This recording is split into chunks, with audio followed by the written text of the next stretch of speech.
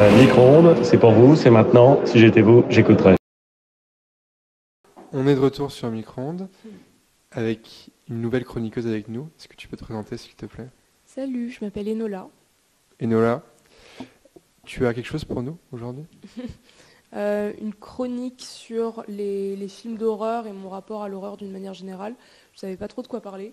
Et puis j'ai vu une bande-annonce d'un film bien dégueulasse. Je me suis dit, ouais, pourquoi pas en discuter avec vous aujourd'hui. Est-ce que d'abord, avant tout, tu pourrais nous donner une petite recommandation pour nos auditeurs sur les films d'horreur? Sans spoiler ta chronique, évidemment. Qui suis-je pour donner des recommandations de films? J'aime Une bien... femme de culture? J'aime bien ceux qui ne contiennent pas de scènes de violence gratuites d'une manière générale ou du sang sans que ce soit justifié. Je préfère quand ça a toute une dimension un peu psychologique, quand les scénaristes jouent sur l'aspect stressant plutôt. Plutôt que gore.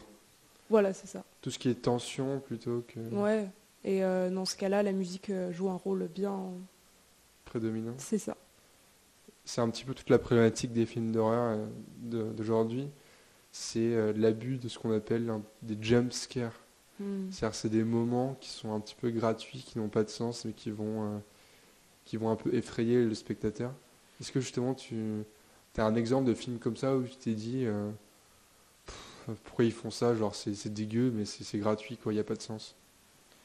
Je pense que c'est un peu ce qui a fait le succès des films comme Saw ou Destination Finale. Alors, c'est des films qui ont fonctionné, mais de manière relative, parce que déjà pour Destination Finale, je trouve que les effets sont très mauvais. Le sang a une couleur dégueulasse, et je suis pas sûre que la formule employée pour ces films-là soit la bonne. Enfin, peut-être que ça plaît à un certain public de voir du sang de partout et des scènes toujours plus dégueulasses d'un film à l'autre, mais c'est pas ce qui me plaît le plus, on va dire. Et je trouve pas que ces films-là aient un grand intérêt. Et toi, as-tu un film d'horreur préféré? Alors non, parce qu'en fait, moi je suis quelqu'un de très craintif et de douillet aussi, mais ça c'est plus personnel. Et du coup, je peux plus regarder les films d'horreur. En fait, Traumatisé après un film d'horreur en particulier? non, juste vieillir, en fait, ça me réussit pas. J'ai le vertige, j'ai peur des films d'horreur, enfin, c'est un cauchemar, quoi. Donc, Je sais pas ce que ça va donner quand je vais avoir 80 ans, mais... Les attractions à sensation, c'est non aussi, du coup? C'est compliqué, il faut vraiment me forcer, mais bon, après, j'ai un ego énorme, donc si je suis le seul à pas pouvoir faire une attraction, je le fais. Mais, et alors que nous avons notre ami Louis, qui arrive avec 1h30 d'avance. Louis. Alors, bonjour à toi. bonjour, je tiens à remercier la SNCF Ah, pour les travaux sur la ligne depuis le 29. toujours la faute des autres. Ouais, non, on s'amuse bien, les trains supprimés le Louis, matin. t'habites à Voiron, c'est ça? Ouais, c'est ça. Parfait. Et tu t'amuses bien? T'es dans un appartement? Ah, ouais, là, c'est la rigolade, C'est là. la rigolade? La SNCF, putain de sa mère. Oh là là. Oh, l'enfer. Attends, mais Louis, t'as même pas pris le temps de te raser ce matin, et du coup... Je me rase pas. Je te Jamais. rase pas? Jamais. Non, Si, jamais. un petit peu quand même, non? Une T'entretiens ce bouc? Une fois tous les mois. Une mais- fois tous les mois. Bon. Bon, Écoute, Louis, Oui. tu viens un petit peu en cours de route, mais il se trouve qu'on parlait un petit peu des films d'horreur. Ah. Et tu Ah. découvres le sujet. eh ben, Enola nous avait préparé un petit peu une petite chronique sur les films chronique. d'horreur et qu'on parlait justement un petit peu entre la différence entre les films d'horreur qui reposaient plus entre guillemets sur la tension et l'autre sur le gore. Et on disait qu'aujourd'hui, il y avait malheureusement un peu trop de films d'horreur qui étaient un petit peu trop axés gore et justement avec cet abus de ce qu'on appelle les jump scares. Est-ce que tu es familier un petit peu oui, avec oui, cette oui, notion? oui. Non, mais c'est intéressant parce que du coup, je place un petit produit, mais je travaille Allez. sur la GP de la Nocturne. Ah. Donc, c'est la publication, voilà, une soirée de film, en fait, et on fait justement sur ce thème de l'horreur. Donc, c'est ça qui est assez intéressant. Donc, j'ai pu déjà travailler sur le sujet. Et bah oui, et on en avait déjà parlé donc, avec les membres de mon équipe, et comment dire, l'explication qu'on avait trouvée, c'est que c'est de la peur facile, en fait. C'est qu'à un moment donné, il se trouve qu'il y a peut-être aussi une paresse, et une paresse et une volonté de moins prendre de risques aujourd'hui dans le cinéma, parce qu'en général, donc tu parles de cette overdose, de cet abus du gore, mais en général, c'est des films qui viennent de grosses productions, et pour moi, dans ce domaine-là, aujourd'hui, il y a une peur de la prise de risque de la part des producteurs et toutes ces choses-là. Et c'est pour ça qu'on se retrouve avec une uniformisation comment dire, des codes. Ouais, mais c'est un peu paradoxal parce que les films d'horreur, justement, c'est des films qui sont historiquement à très petit budget. Tu vois, genre des films comme Paranormal Activity, c'est un des films les plus rentables de l'histoire parce qu'il a coûté genre 16 000 euros. Mais... Et du coup, la notion de risque, justement, dans ces petits films, en principe, elle n'est pas présente puisque ils risquent quasiment rien. Enfin, quand tu compares les budgets de ces films, généralement... Oui, mais historiquement, dans les années 70, construire une Formule 1, ça te coûtait 60 000 euros. Aujourd'hui, ça coûte 300 000. Mais même aujourd'hui... Oui, bien sûr, mais tout a... Tu peux pas... C'est pas parce que ça porte un héritage historique que ça justifie un comportement actuel de l'industrie. Il y a eu une industrialisation du cinéma d'horreur. Et la conséquence de ça, c'est que du coup, il y a des plus gros budgets. Et du coup, s'il y a plus gros budget, il y a une peur de la rentabilité. Et la peur de la rentabilité, justement, entraîne cette uniformisation. Moi, c'est plus que de la rentabilité, en fait, c'est la facilité un petit peu. C'est-à-dire que c'est aussi un travers de la société sur plus d'images, plus de gore et tout ça, et qu'en fait, on va plus là-dessus. Alors évidemment, du coup, ça finit par rejoindre la notion de rentabilité, puisqu'on donne un petit peu aux gens ce qu'ils ont envie d'avoir. Personnellement, je porte pas de jugement de valeur, mais je comprends. Ouais, c'est vrai que... Puis, il y a un autre truc aussi, c'est que autant il y a 30 ans, pour voir des images dégueulasses, c'était compliqué, clairement. Enfin, c'était beaucoup plus compliqué d'avoir des images de gore et de ce genre de trucs. On les voit aujourd'hui, n'importe quel gosse de 10 ans, il classe sur Internet... ce qu'il veut en termes de trucs horribles. Il y a un boomer, toi. Non, mais je suis un énorme boomer. Il les trouve. Et du coup, les films d'horreur, ils sont un petit peu... Il y a une espèce de surenchère également là-dessus. Enola, je crois que tu es pressée. C'est mon tour. Est-ce que tu pourrais nous donner la raison pour laquelle tu es un petit peu pressée? J'ai un entretien à 11h30. Un entretien pour un stage, s'il vous plaît. On peut applaudir, je crois. Ouais, bravo. Une petite pensée à tous nos 2A qui n'ont pas de stage, qui n'ont pas commencé à chercher. Qui n'ont pas d'entretien. Et qui n'ont pas d'entretien. On vous embrasse, on pense à vous. Ça va venir, vous inquiétez pas. Du coup, Enola, tu nous as préparé une petite chronique. On t'écoute. Ok. Donc sur les films d'horreur, et je prétends donc pas être une experte dans la catégorie, parce qu'il y a énormément de films d'horreur que je n'ai pas vus, et surtout des films considérés comme des classiques, comme Massacre à la tronçonneuse et autres... films de cette catégorie. Donc disons simplement que j'ai un rapport assez particulier aux films d'horreur parce que mon grand-père en était fan et m'autorisait à regarder de vraies boucheries avec lui sur grand écran. Et quand j'avais 7-8 ans, j'habitais donc en Russie et on n'avait pas la chance de capter toutes les chaînes. Mais je me rappelle que sur l'une d'entre elles, on pouvait voir 3-4 films, toujours les mêmes, qui défilaient les uns après les autres à longueur de journée, tous les jours de l'année. Et c'est comme ça qu'à 8 ans, j'ai regardé une 50aine de fois La Môme, mais aussi un film qui parle d'un crash d'avion dans je ne sais quelle région glaciaire où les survivants, pour ne pas mourir, finissent par s'adonner au cannibalisme. Et un autre Les qui chemins m'a... de la liberté. Ouais, peut-être. Peut-être. Et un dernier qui m'a le plus marqué, c'était Planète Terreur, un film de Robert Rodriguez qui date de 2007 avec en tête d'affiche Rose McGowan, qui a joué dans la série Charmed, pour ceux qui connaissent. Donc il y a 2 scènes qui m'ont vraiment marqué, désolée pour les spoils, mais il y en a une, c'est l'une des premières. Donc Rose se fait attaquer et elle est mordue à la jambe. Donc son copain décide de l'amputer et de remplacer sa jambe par un espèce de fusil d'assaut, parce que les prothèses c'est surcoté en temps d'apocalypse. Et une autre scène qui correspond à la fuite des personnages en hélicoptère, et le conducteur décide d'incliner l'appareil pour tuer des zombies avec les hélices un peu à la manière d'un mixeur. Enfin bref, tout ça pour dire que j'ai l'impression que mon enfance a été un peu nourrie avec des violences et ces scènes qui sont un peu normalisées au fur et à mesure. Et en grandissant, j'ai voulu voir plus de films de ce genre. Donc j'ai regardé les Destinations Finales, Les Sauts et d'autres films de Piranha par exemple. Et j'ai été vraiment déçue parce que je trouve justement que ce sont des scènes de violence gratuites et ordinaires qui procurent pas forcément de satisfaction, enfin peut-être pour une certaine partie du public, mais pas pour moi en tout cas. Et en fait, je pense qu'on s'est juste habitué avec le temps à ce genre de violence gratuite, pas forcément dans les films d'horreur seulement, mais dans des films peut-être d'espionnage, etc., qui peut-être se sentent obligés d'en donner beaucoup de ces scènes, on va dire, pour, je sais pas, nourrir la peur du spectateur, pour se rendre intéressant. Enfin, je sais pas exactement quelle est la raison, mais je trouve que ça a beaucoup moins d'effet qu'auparavant. Et je pense pas qu'on puisse faire un grand film aujourd'hui quand on présente autant de scènes gore. Je suis pas sûre que ce genre de film ait un réel avenir. Sauf peut-être grâce à des effets supplémentaires comme la musique, qui peuvent apporter une grande valeur ajoutée.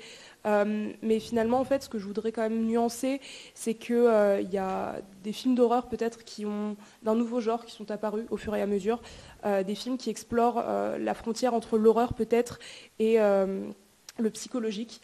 Donc j'ai vu le film Halloween pour la première fois quand j'avais 12 ans. Et pour la faire courte, en gros, il s'agit de l'histoire d'un gamin américain qui vit dans une famille pourrie, qui se fait harceler à l'école et qui est plus ou moins naturellement dérangé. Donc on doit disséquer des cadavres d'animaux, c'est un vrai bonheur. Et à un moment, une accumulation de frustration et de colère le pousse à vouloir tenter ses expérimentations sur les hommes, en commençant par sa famille. Donc autant vous dire que j'ai pas beaucoup dormi cette nuit-là, quand j'avais 12 ans, et ça m'est rarement arrivé, mais j'ai vraiment été marquée par tout le contexte et par ce gamin complètement dérangé. Donc ce ne sont pas tant ces crimes qui me faisaient peur, mais lui tout simplement. Et donc si je devais résumer ce film en un mot, je dirais qu'il est juste profondément dérangeant. Alors on voit encore beaucoup de films qui vont tout miser sur le trash, comme The Human Centipede, que je ne vous invite pas à regarder. Mais le succès assez faible de ce film en dit long sur la formule employée par les scénaristes. Donc ça s'est un petit peu calmé, même si on a eu beaucoup de films sur le paranormal à un moment, à tel point que ça en devenait lassant, je trouve, même si certains d'entre eux sont très bien. Si on sort de l'exorcisme traditionnel ou du mal incarné dans un objet ou une poupée, sans citer d'exemple, je trouve que le film Bird Box, par exemple, même si c'est un gros budget, etc., gros film américain, est un bon film d'horreur, si on peut le qualifier d'horreur. On va dire que ceux qui me plaisent le plus en ce moment, on va dire, sont ceux qui limitent justement de manière volontaire la violence et les effusions de sang pour laisser place à une véritable dimension psychologique, voire sociale. Donc on va nous pousser à réfléchir, et c'était vraiment rarement le cas dans les films d'horreur traditionnels qui n'avaient qu'une intrigue très plate, très linéaire, on va dire. Get Out, Midsommar, The Perfection ou La Plateforme sont de gros films, encore une fois, mais très réussi à mon goût. Antebellum, qui est sorti au cinéma, RIP. L'année dernière était fou aussi. En fait, c'est une célèbre femme afro-américaine qui se fait enlever et elle fait un bond de 150 ans pour se retrouver esclave dans des champs de coton. Et du coup, je trouve qu'il y a vraiment de bons scénarios qui sortent de manière ponctuelle au cinéma, même si je vous avoue que dans le cas de Midsommar, j'ai bien plus aimé les couleurs et le jeu de Florence Pugh que je n'ai réellement compris le film, mais la formule utilisée est plus intelligente que jamais et donne un nouveau souffle à l'industrie des films dits d'horreur. Voilà. Ouais, merci beaucoup.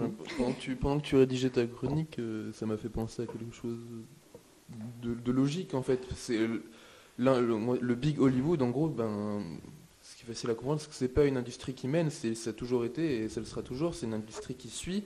C'est-à-dire qu'à un moment donné, les codes ils viennent d'ailleurs et c'est Hollywood qui les réutilise pour faire du profit, et du coup c'est pour ça qu'on se retrouve avec ces recettes qui sont rabâchées.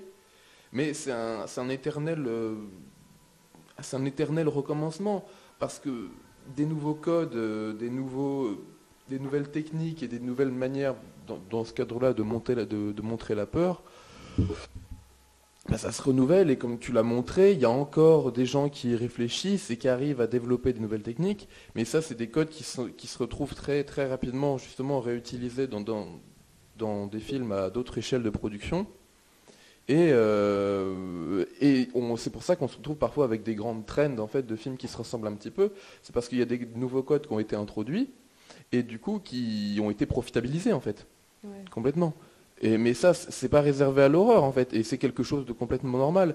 Dans une logique de minimisation des risques, Hollywood se retrouve à suivre justement ce que font des gens qui avec une production plus petite.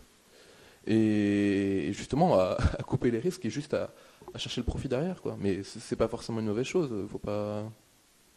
Il en faut de toute façon. Oui. Ouais, non, je suis d'accord. Après, je pense que tu sous-estimes aussi, l'influence d'Hollywood que peut avoir. Je pense que en disant Hollywood, je parle des grosses productions, je parle des gros studios en général. C'est... Ouais, mais en fait, je pense que par exemple, tu vois, si tu reprends une vision plus globale du cinéma, je pense que le cinéma d'Hollywood a entre guillemets gagné, quoi. On essaye plus de s'inspirer vraiment en tant que Français du cinéma d'Hollywood que le contraire. Mais On essaye plus de faire des films Hollywood. Ça c'est plus endémique. Si tu parles de l'état du cinéma français, c'est plus endémique que réservé mais au je pense cinéma, hein. mais je pense que tu vois, c'est beaucoup plus difficile aujourd'hui de caractériser le cinéma d'un pays, le cinéma italien, le cinéma français, le cinéma allemand, qu'avant, où il y avait vraiment une patte différente. Et ça, pour moi, c'est lié au fait que justement, on s'inspire beaucoup plus du cinéma américain que. Je sais pas, mais je vais pas te refaire le plan Marshall et tout ça. Mais c'est un débat qui est pas réservé au domaine du cinéma de toute façon. Ouais. Mais moi, j'avais une question qui diffère un petit peu du sujet dans lequel on vient d'aborder là. C'est plus, par exemple, toi, quand tu parlais justement sur le sang et tout ça, sur le gore et tout ça, tu te sens comment quand tu regardes un film de Tarantino? Genre, c'est quoi un petit peu? C'est absolument pas le même effet, je trouve. Parce que ça fait un peu l'hyper. Non, mais oui. Hyper esthétique de la violence aussi. Enfin, tu vois, genre. On est limite satirique. Oui, voilà, c'est vraiment, tu vois, des personnages qui se font tirer dessus, qui font des bonds de 8 mètres avec du sang, des plumes, des trucs qui volent dans tous les sens. Ça n'a pas du tout le même effet, alors qu'en fait, je suis effarée par ma propre insensibilité quand je vois des gens se faire couper en deux, puis bouffer, puis écraser, puis. Enfin, c'est vraiment des trucs. Les films Saw. Enfin, pour moi, c'est vraiment qu'est-ce qu'on va mettre en œuvre de plus dégueulasse possible pour tuer les personnages les uns après les autres. Pour moi, c'est vraiment ça. Et c'est pour ça que je trouve que ça n'apporte mais vraiment rien. Et en fait, c'est dommage parce qu'ils ont misé à un moment tout sur le paranormal, mais c'est vu et revu. Les Annabelle, les gamines qui trouvent des espèces d'objets chelous possédés par des esprits, machin. Ils ont vraiment tellement surfé sur cette vague-là que. Je trouve qu'on n'en peut plus. Et les vieux films d'horreur, est-ce que tu les regardes? Est-ce que, genre, par exemple, un film comme Shining, tu l'as aimé? Est-ce que pour toi, c'est... Mais même les vieux, il y a des trucs, genre... je sais plus, il y a un film d'horreur où... Ouais, il verse un peu dans l'horreur, en effet. Hitchcock, il a dit, je sais pas si vous avez entendu. Ouais, Hitchcock. Non, mais également, il y a des trucs qui ont un peu vieilli, tu vois, mais genre... où c'est genre la voiture était le démon, où il y a les maisons, le démon, Amityville House, je crois. Mais en fait, je trouve ça différent parce que c'était vraiment les premiers films d'horreur. Ça fait comme ça fait un peu plus artisanal. La gamine possédée là. Comment est-ce que ça s'appelle déjà? L'Exorciste. Voilà, ça a été vraiment un événement incroyable. Ça a vraiment beaucoup marché, un grand succès, mais parce que c'était un des premiers films qui exploitait ce thème-là de gamine possédée, on va l'exorciser. Après, en fait... Mais tu trouves ça pas effrayant, l'exorciste? Alors, peut-être moins aujourd'hui, parce que comme les films sur le paranormal sont mieux faits et ont plus de budget aujourd'hui, je trouve que les effets sont plus crédibles. Alors que si je regardais à nouveau l'exorciste aujourd'hui, je me dirais... je sais pas, c'est la musique qui reste aussi emblématique quand même, mais je pense que ça me ferait pas autant d'effet que les personnes qui l'ont vu il y a, je sais pas, 20 ans. 20-30 ans, même plus, en fait, je sais même pas quand est-ce qu'il est sorti, mais il y a longtemps. Victor, je crois que tu veux dire quelque chose d'intelligent. Oui, j'en profite aussi pour donner la voix au chat, parce qu'on en profite d'être en live, il y a des gens qui réagissent. Ouais. Je vous rappelle qu'il y a une ligne téléphonique disponible. Téléphone vous pouvez envoyer des messages d'amour. Attendez, je remets le numéro, s'il vous plaît. Le numéro de Gaspard. Ouais, il y a vraiment une hotline. En attendant, voilà. 07 86 28 56 51. N'hésitez pas à envoyer des messages ou appeler à ce numéro. Voilà. Je répète, vous pouvez le mettre dans le chat. 06 86 28 56 51. Voilà. Et donc du coup, j'ai vu quelques commentaires passer dans le chat. Voilà, des gens qui ont peur. Voilà, Mathieu Picard qui nous dit, par exemple, alors que je retrouve son commentaire. Bon, je l'ai perdu, très bien. Ça va trop vite. Mais voilà, qu'il avait peur et que moi je te comprends, moi aussi j'ai un peu peur. On a aussi une question de Alès Wukpolov qui dit, une légende de micro-ondes. Qui dit, est-ce qu'on peut considérer Les Choristes comme un film d'horreur puisque le personnage principal est un peu roux? Alors étant donné qu'il a mis le feu à l'école et que les roux ont une histoire particulière avec le feu, je dirais que oui. Ok. Mais encore une fois, la musique joue un rôle. Voilà, aussi... Caresse sur l'océan. Voilà. Gaspard était l'acteur principal. Je ne l'ai pas, désolé. Il est tout seul. On a perdu tout le monde, merci beaucoup. Voilà, on a aussi Enzo Barsottini qui n'est pas là. Qui demande si certains spectateurs présents dans le stage ont un stage chez plus B6. Donc voilà, n'hésitez pas à réagir. Pas encore Enzo. Mais voilà, pour revenir tout ce qui est thème film d'horreur. Moi aussi, mon avis. Moi, Allez, viens. Ouais. Dis-nous tout, Victor. Et n'hésitez pas aussi à réagir et à mettre vos commentaires. On sera un peu plus réactif la prochaine fois pour quand vous nous direz des choses et des choses qui pourront rentrer dans l'émission. Et moi, alors, je suis désolé, je suis pas très à l'aise là. Je sais pas si ça se voit au niveau du dos. Donc moi, les films d'horreur, j'ai pas un très bon feeling avec parce que je suis un peu frileux quand même. J'ai regardé un film il y a pas longtemps, je sais pas si vous avez vu Cimetière, je crois que ça s'appelle. Il était nul. Avec un S qui est terrible. Nul à chier. Ignoble. Attends, Ils ont roulé sur Stephen King, Cimetière. tu nous l'as énervé avant son entretien, c'est pas très sympa. Pourquoi C'est pas cool. la moitié des films de Stephen King sont mauvais, mais mauvais, c'est mal joué. Moi, j'ai vu un truc, je Il y crois que avait c'était La Tour Sombre, un truc Ah, comme c'était ça. nul, hein. J'étais jeune, mais... Matthew McConaughey et Idris Elba.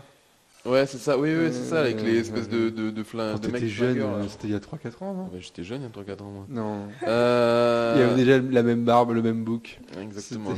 J'ai pas changé depuis ma naissance, T'as en pas- fait. Mais qu'est-ce que Il t'en est as né pensé comme du ça. coup, Victor, dis-nous. J'ai pensé aussi, les films étaient terribles, mais de toute façon, je ne l'ai pas regardé tout seul, parce que moi, les films d'horreur, ça ne se regarde pas tout seul. Ça se regarde à plusieurs, c'est aussi plus marrant, on va dire. Mais l'histoire, pas terrible, l'acting... L'histoire est bien en soi, faut lire le livre, vraiment. Là, ils ont perdu beaucoup dans la transition. Et la petite fille, elle fait peur aussi. Et encore cette histoire de petite fille, moi, je suis pas à l'aise Les avec enfants, ça. en général, ils aiment bien surfer là-dessus, parce que je sais pas, c'est flippant. Le thème des enfants, ou alors, maintenant, ils font, au lieu de faire du paranormal pur et dur, on va dire, ils aiment bien faire des films un peu liés aussi à la technologie.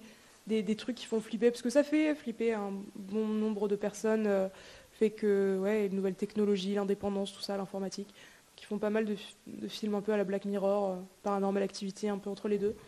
Et je suis pas sûre que ce soit très... Ça marche, Black Mirror, ça a cassé. C'était un renouveau total du genre, ça a marché, mais oui. c'est exactement le même schéma à chaque fois. Hein, Ah, mais pour le coup, je trouve que Black Mirror font les choses beaucoup mieux qu'un simple film d'horreur. Je sais plus, il y en avait un qui montrait des amis en espèce de FaceTime chelou. Au début, ils sont 6, à la fin, ils sont tous butés les uns après les autres par un mec qui s'est rajouté sur la conversation. Et je trouve pas que ça ait un Mais intérêt. l'équipe de Black Mirror, je pense après de la production Netflix, a dû recevoir, grâce à l'accueil de la première saison, une légitimité et une liberté qui doit clairement. pas être comparable à celle qu'a reçue la production de ce film. Et c'est pour ça que, en général, les équipes qui s'occupent de séries comme ça, et justement, au cours des saisons, s'il y a un accueil, si l'accueil est là et si les critiques sont là, ils obtiennent des libertés qui permettent vraiment de faire des trucs bien. Hein. Ouais. Agree. Et Nola, je crois que c'est l'heure de partir, l'heure du stage. Bon courage. Hein. Je peux dire à Victor Perrault, notre légendaire ami, de venir. Il est là devant la porte. En fait, nous on fait pas ces entretiens là aussi, en fait. Ouais. Vraiment. Ouais. Bloom. Au Allez, viens. revoir. Non, je plaisante. On n'a pas envie que les auditeurs fuient. Victor, Ah ouais. prenez une chaise pour Victor, l'autre Perrault. Alors oui, j'ai vu un commentaire aussi. Ouais, il y en aura un à la pause. J'ai ramené du café moi aussi. Mais moi aussi, mais il y a la log. Ouais. La Il log nous n'est manque pas là. toujours Mathias. Mathias, si nous écoute. Mathias, si jamais il y a des gens de l'infonie qui nous écoutent, s'il vous plaît, est-ce que vous pouvez nous dire où est-ce que vous avez planqué Mathias? Non, Mathias, il m'a répondu. Il m'a dit. Alors, je peux vous lire le message Vas-y. exactement. Je tarde pas trop. T'inquiète, désolé. Donc, mais il m'a envoyé ça il y a une heure. Si, c'est lui qui l'apporte. Dis-lui de prendre la cafetière, hein, par contre. Ouais. Voilà, ce sera transmis. Bon, Voilà. revenons sur le sujet du Culturbulence. Et surtout, parce que là, il y a Victor qui est arrivé. Applaudissements, s'il vous plaît. On applaudit à chaque nouvel arrivant. Bon, Victor. On voit la chaise de Pierre. Non, ici, mais on voit la chaise, non à côté. Hop. Ouais. Victor, Bah, c'est du live. Hein. Victor qui est J'espère quand que vous même à appréciez. l'origine. Alors, on n'est pas trop, on regarde pas trop ça, nous. Attention, t'as pas trop un micro. Attention, ouais. Les vues et les watch time. Voilà, exactement. Ouais. On regarde pas trop le nombre de vues qu'on fait, le nombre de likes et tout ça. Mais nous, ce qu'on aime faire, on fait ce qu'on aime faire. Et tant mieux si ça plaît aux autres. Et il se trouve que Victor, bah en fait, c'est un peu une légende, quoi, parce que On a fait un Culture Violence en début d'année, on a fait un Camelot. Ok, donc jusque-là, tout va bien. Bon, l'émission était sympa, mais sans plus, mais elle était sympa. Une miniature tout à fait honorable également. Et là, c'est le buzz, quoi. Genre 2000 personnes qui regardent, des commentaires à tout va. Ça a pas l'air beaucoup, mais en vrai, pour nous, c'est énorme. Et pour nous, c'est énorme. Et voilà, du coup, c'est un peu... Il y a même mon papy qui a commenté. Et ça... Qui a mis un like. Et ça c'est un peu... Ça va un peu tout l'heure du moment. Donc, Victor, c'est clairement ma fierté à Gem, quoi. Je veux dire, par rapport à tout. On était en train de parler dans un Culture Blanche, et en train de parler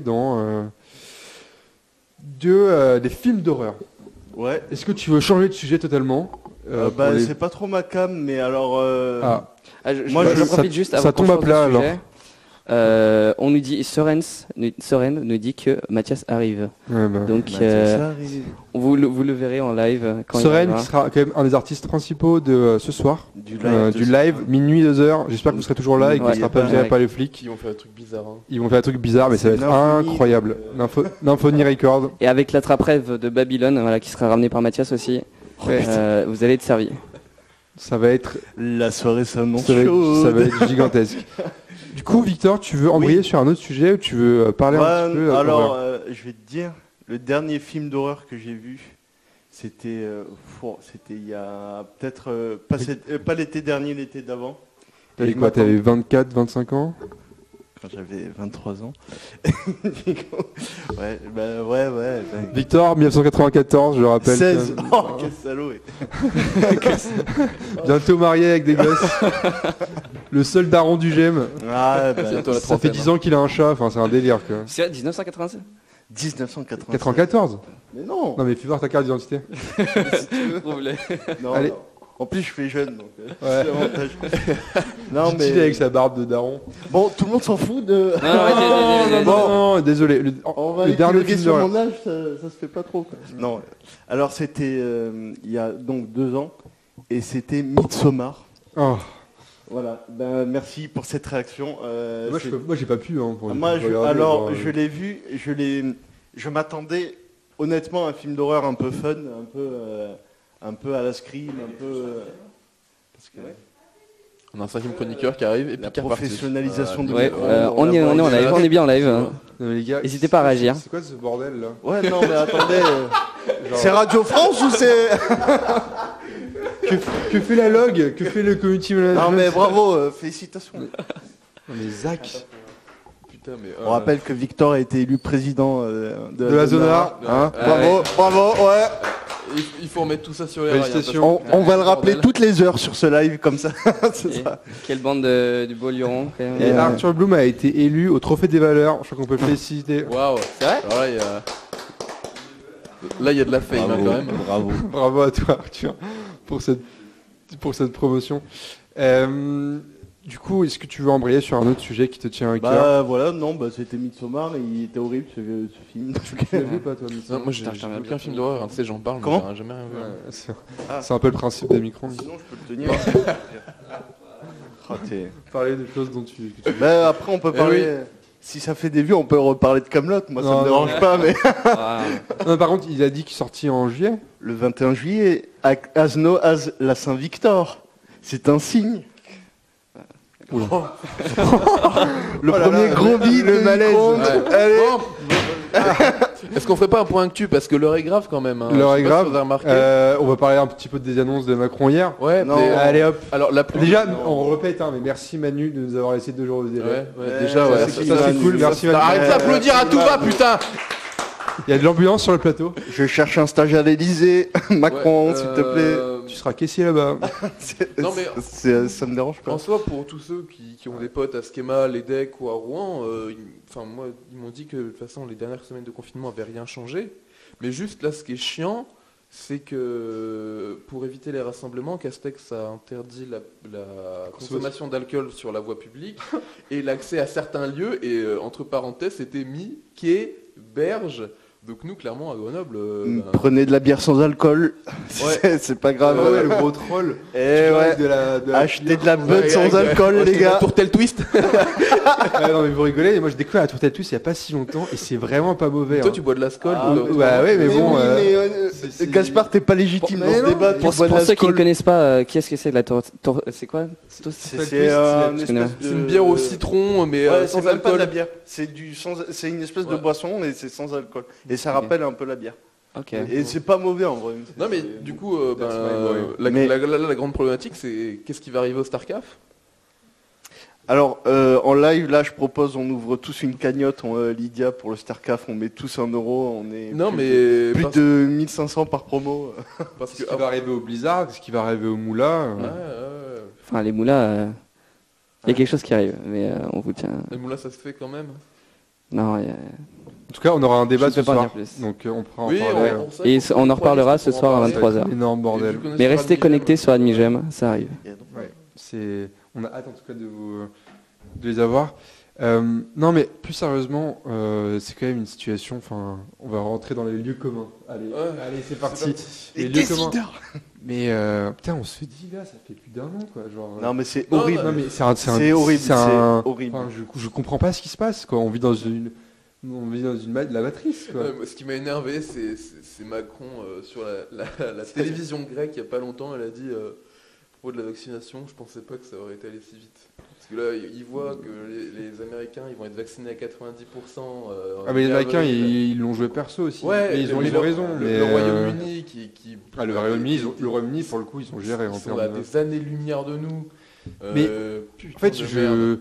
j'ai l'impression aussi que sur les réseaux sociaux, c'est saturé par les cons, ça c'est normal. Que Allez, c'est parti. Supprimer Twitter. mais surtout, c'est non, vraiment Il faudrait un panneau lieu combat. non, mais surtout, pour le vrai, je sais pas si tu es d'accord, mais moi j'ai l'impression de voir que entre guillemets les extrêmes et de voir que des gens qui disent soit mais c'est quoi ce bordel la France, pourquoi on n'a pas confiné strict, il y a des gens qui sont en train de mourir dans les hôpitaux, c'est vraiment horrible, et d'autres qui disent mais vous déconnez, il n'y a rien, genre c'est que il n'y a pas un mec de moins de 40 ans qui est mort, c'est le bordel, comment on peut confiner un pays comme ça. J'ai l'impression qu'on entend que ces deux camps, qu'il y a, enfin que c'est que il y a aucune place un petit peu à la raison. Qu'est-ce que tu en penses? Je pense qu'hier, en rentrant chez moi, j'ai malheureusement eu la malchance d'allumer ma télé sur l'heure des pros de Pascal Pro. Ah, mais oui. Et tu vois, et pour Quelle eux, par erreur. exemple, c'était quoi la vie? Et vu que j'avais du ménage à faire, j'ai malheureusement laissé. Et du coup, donc cet abruti de Pascal Pro, lui, il est pour une rouverture totale Ouais, d'accord. et une augmentation des places en fait en hôpital. Mais c'est vrai que Non, mais il y a un paradoxe. connerie de la personne mise à part. Pour moi, il a soulevé un problème, c'est que donc ça fait déjà quoi, un an et demi qu'on est dans la crise.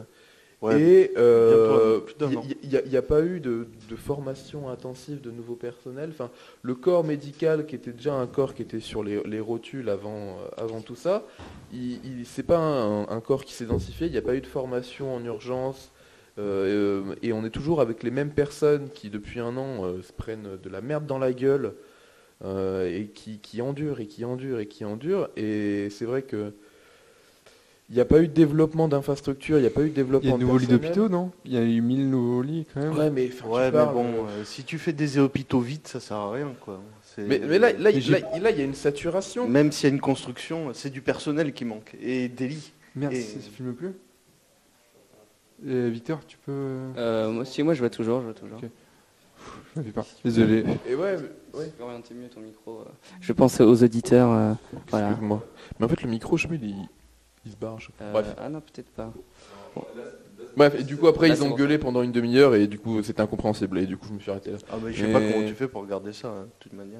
Je trouve- Même avec le ménage, moi, je peux pas. Ah si, parce qu'il faut écouter tout et pour faire son Non, avis. non. hein. Non, mais Non, c'est non, ça. je suis pas Après, d'accord. je suis passé Ah, sur si. LCP et puis voilà. Ah, non, mais je suis pas d'accord. Tu peux. Bah, sérieux à prendre du Non, recul mais- sur ce que t'écoutes. Non, mais tu peux écouter des gens qui ont des avis divers et Non, mais le variés, problème- mais- pas qui passent leur vie à s'épingler Non, pendant. mais c'est une pas très... Non, je te- je te rappelle Victor, que- il a raison. Le problème de C'est pas très intelligent, de mais- cette chaîne-là et de ces gens-là, c'est qu'ils sont très très agressifs en fait. Mais il n'y a aucun débat. c'est Et aucun non, mais débat. pas forcément entre les gens du plateau. Ils sont vraiment agressifs avec les téléspectateurs. Chaque fois qu'il y a une interview, ils posent des questions agressives sur des sujets qu'ils savent qu'ils vont faire polémique. Et ils posent vraiment des questions dont la réponse est limite dedans en fait. Il cherche juste. Le buzz. Non, mais il cherche des phrases et c'est agressif. Hein. C'est le cas En pour soi, les ça peut chaînes vraiment d'infos, être ouais. nocif. Ça fait 3 ans que j'ai pas écouté. J'ai écouté un peu ça justement quand je faisais du sport en 2017. Comment ? J'ai écouté un peu ça quand je faisais du sport en 2017 lors des pros, parce Ouais. que c'est un peu une revue d'actualité. Ah non, mais Puis, C'est autant une revue d'actualité que les grandes gueules. Hein. oui, ouais, voilà, c'est de ce niveau. Mais c'est Exactement. Le micro. C'est moins lisse que les grandes gueules, par exemple. Je trouve les Mais grandes c'est gueules pas. Bah, un peu, ouais. Ah ouais. Je trouve ça un peu consensuel, quoi. Ah, démagogique alors plutôt. Je sais pas si j'irai jusqu'à. Je sais pas. Est-ce que vous avez justement un petit peu des podcasts d'actualité à conseiller à nos auditeurs? Alors, je conseille pas d'aller voir RT France, mais il se trouve qu'il y a TDI Ouais. sur RT France. Interdit, et- interdit. Hein.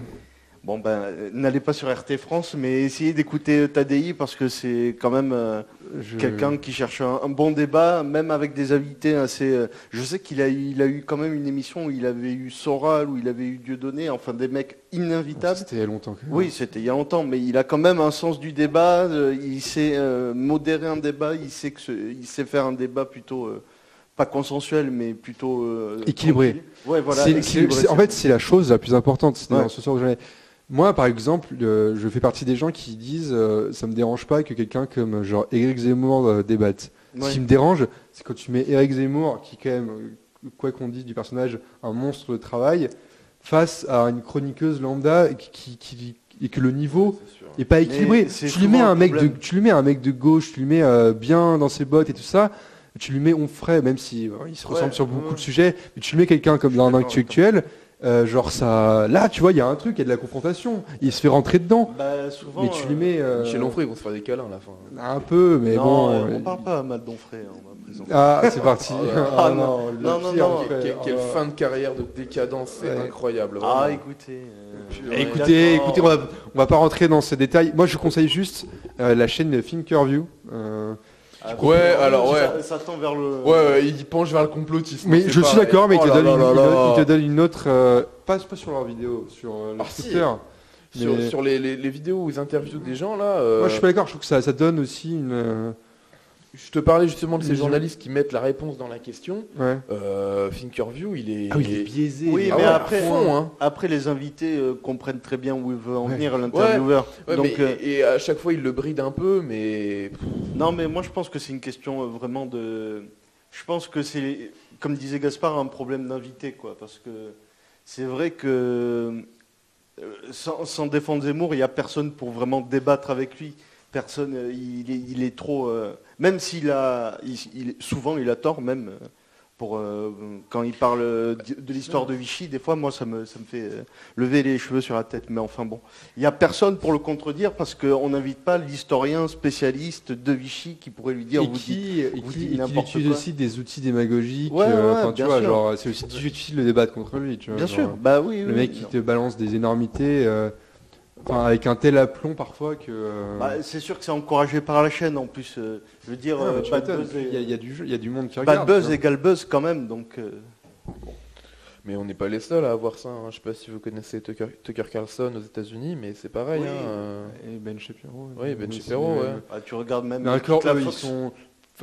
ils sont sur un échiquier politique complètement différent parce que leur gauche entre guillemets, c'est notre droite quoi. Enfin, Oui, c'est ça. c'est ouais. notre droite. Enfin, c'est pas notre droite, si c'est les libéraux quoi. C'est Macron. l'UMP Quoi. progressiste. Quoi. Oui, non, mais les exactement, républicains c'est progressistes. Bayrou quoi. Donc et c'est leur gauche pour eux.